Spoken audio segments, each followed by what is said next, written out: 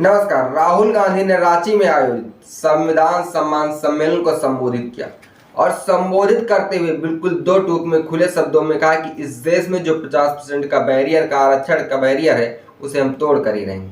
साथ ही जाति जनगणना को सूचित कराएंगे ताकि यह पता चल सके कि कौन कितने का हकदार है। संविधान सम्मान सम्मेलन में करीब आधे घंटे की स्पीच के दौरान राहुल गांधी ने संविधान की प्रत दिखाते हुए कहा कि इसको खोखला किया जा रहा है। राहुल गांधी का कहना था कि इसको लागू तो 1950 में किया गया है, लेकिन यह समझना जरूरी है कि इसको लागू करने के पीछे की सोच हजारों साल पुरानी है। यह भगवान महावीर, भगवान बुद्ध, गुरु नानक समेत उन महापुरुषों की सोच का नतीजा है जो मनुस्मृति के खिलाफ थे। राहुल गांधी ने जीएसटी वसूली पर एक बहुत ही अच्छा उदाहरण दिया और जीएसटी वसूली का प्रतिशत भी समझाया। उन्होंने कहा कि 90% आबादी जीएसटी देती है। हर सामान पर टैक्स वसूला जाता है। 100 रुपए अगर टैक्स के लिए जाते हैं तो 40 रुपए आम आदमी की जेब से निकालते हैं। 26 रुपए सबसे बड़ी कंपनियों से आते हैं। सबसे गरीब लोग 60% से ज्यादा जीएसटी देते हैं।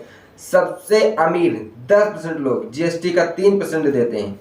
हिंदुस्तान का 40% धन 1% लोगों के पास है। सबसे गरीब 50% लोगों के पास मात्र 1% धन है।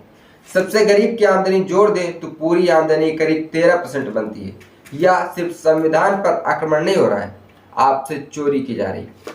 संविधान सम्मान सम्मेलन में राहुल गांधी ने कहा कि बेरोजगारी फैल गई है, महंगाई बढ़ गई है। सामाजिक एक्सरे का माध्यम जाति का जनगणना है। हम जानना चाहते हैं कि इस देश में पिछड़े वर्ग के कितने लोग हैं, दलित, आदिवासी, अल्पसंख्यक और गरीब जनरल कास्ट के कितने लोग हैं, हिंदुस्तान की संस्थाओं में कितनी किसकी हिस्सेदारी और किसकी कितनी भागीदारी है, इन संस्थाओं को कौन कंट्रोल कर रहा है। इसलिए मैं जाति जनगणना की मांग कर रहा हूं, लेकिन मोदी जी नहीं चाहते। राहुल गांधी का आगे यह भी कहना था कि जो करना है कर लो, आज नहीं तो कल जाति जनगणना होकर रहेगी।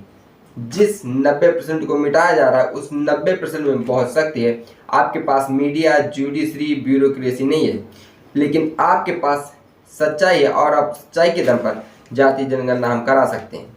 फिलहाल राहुल गांधी की इस मामले को लेकर आपका क्या कहना है? क्या सच में राहुल गांधी जब कांग्रेस की सरकार बनती है या इंडिया गठबंधन की सरकार बनती है तब ये जाति जनगणना कराएंगे? क्योंकि 2011 में जाति जनगणना हुई थी, लेकिन उसका डेटा है जो सार्वजनिक नहीं किया गया था। तो आपको क्या लगता है, क्या जब कभी इंडिया गठबंधन सरकार में आती है तो क्या वो जाति जनगणना कराएगी या पहले की तरह ही जुमले दिए जाएंगे? इस बात का जवाब कमेंट बॉक्स में कमेंट करके जरूर दें।